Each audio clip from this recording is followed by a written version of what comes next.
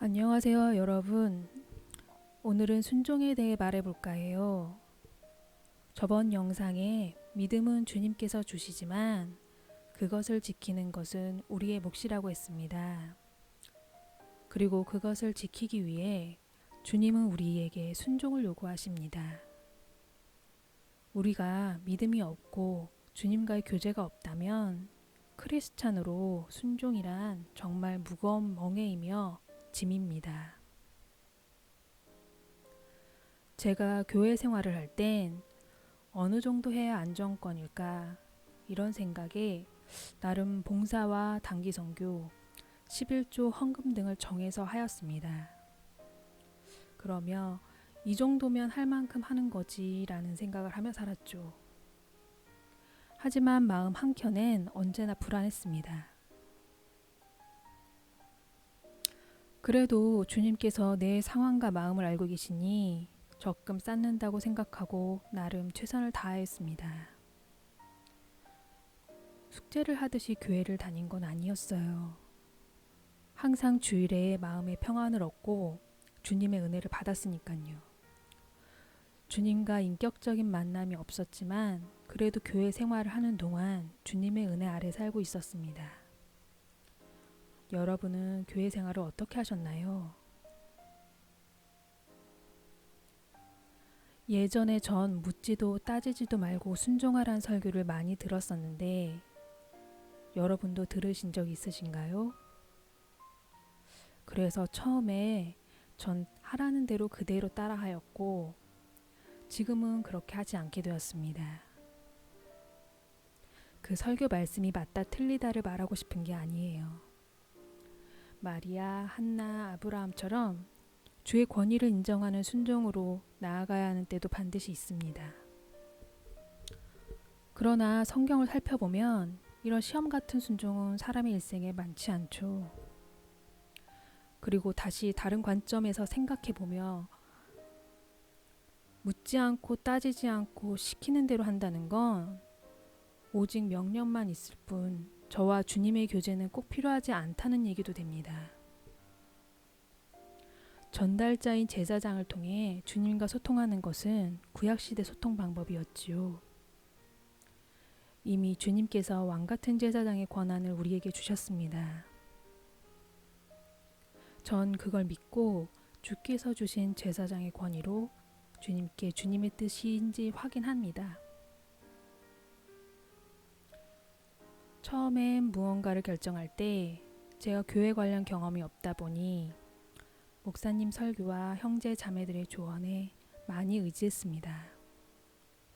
그들을 통해 주께서 제게 말씀을 전하신다 생각했죠. 그 누구보다 제가 제 자신에게 신뢰가 없었습니다. 하지만 조언은 조언일 뿐 선택은 제가 했으니 책임과 대가는 제가 치러야 했죠. 그 일에 대해선 감정은 별로 없습니다. 몇몇을 빼고는 다들 진심으로 도움을 주려고 노력한 것을 아니깐요.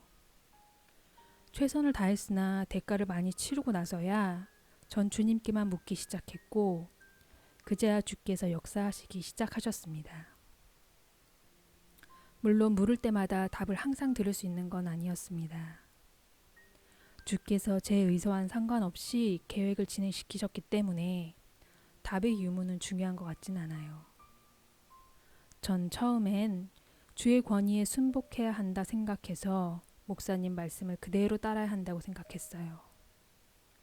주님이 주신 권위에 순복하는 게 주님 사랑에 대한 보답이라고 생각했고 주님을 높이는 것이라 생각했어요. 하지만 시간이 계속 흐르면서 아닌데 라는 생각이 자꾸 들었고 그럼에도 사람의 말을 선택했을 때 항상 사건 사고로 이어졌습니다. 당연히 전 점점 지치고 은혜가 고갈되기 시작했습니다. 제가 추천한 주님은 나의 최고봉을 잊고 어째서 계속 같은 일들이 벌어졌는지 알 수 있게 되었죠. 전 과거 얘기를 하고 싶은 게 아니라 왜 이런 일들이 반복되었는지를 말하고 싶습니다. 저는 최선을 다해 순종을 했는데 왜 이런 고난이 반복되었을까요? 주님은 우리에게 거듭남, 곧 다시 태어나야 한다고 하셨죠. 저도 이 말씀이 처음엔 조금 혼란스러웠는데요. 왜냐하면 주님과 특별한 경험을 하고 나서 그럼 난 새 사람이 되었고 이제 새로운 인생이 펼쳐지나 보다 생각했어요. 하지만 저번 시간에도 말했지만 그런 감동은 며칠 가지 못하고 전 다시 불안하고 앞날이 막막한 심정으로 다시 돌아왔습니다. 전 다시 태어나지 않은 걸까요? 전 주님과 동행 중에도 계속 주님께 저와 사람들의 생각대로 해주시길 요구했고 주님은 계속 침묵하셨죠. 제 마지막 마음과 힘까지 다 쓰고 지칠 때까지 주님은 기다리셨어요.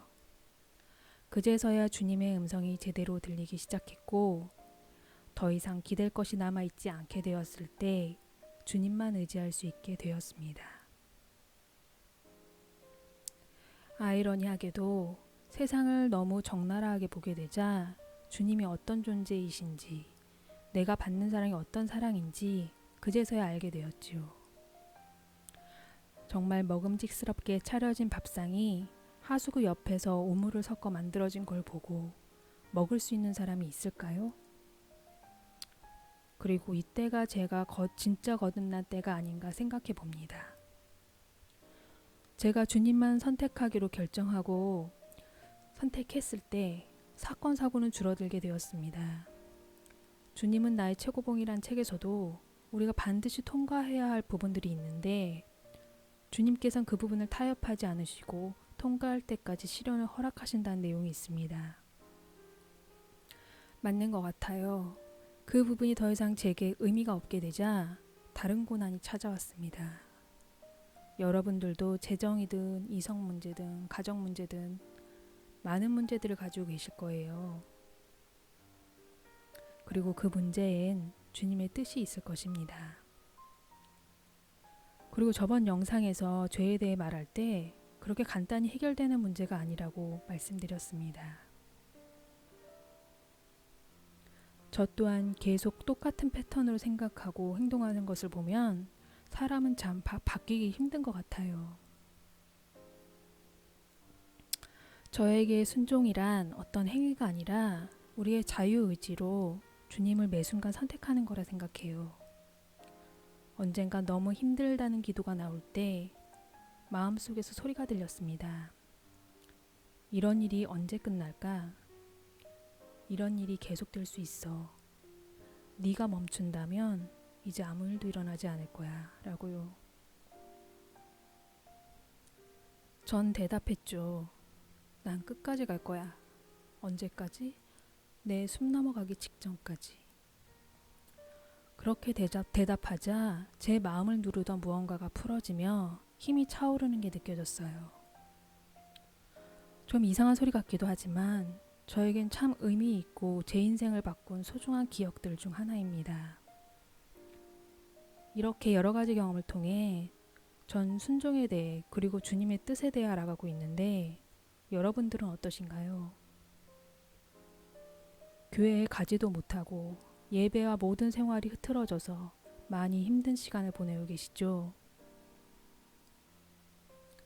하지만 제가 힘든 와중에 더욱 주님과 긴밀하게 더 친밀하게 보낸 기억이 있어서 여러분께도 혹시 지금이 그때가 아닌가 조심스럽게 말해보네요.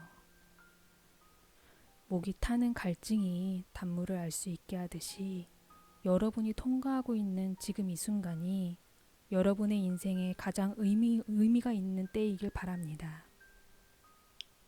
날씨가 많이 춥네요. 하지만 마음만은 따뜻한 시간을 보내시길 바라며 모두들 건강 조심하시고 언제나 주님의 평강이 여러분과 함께 하시길 바래요.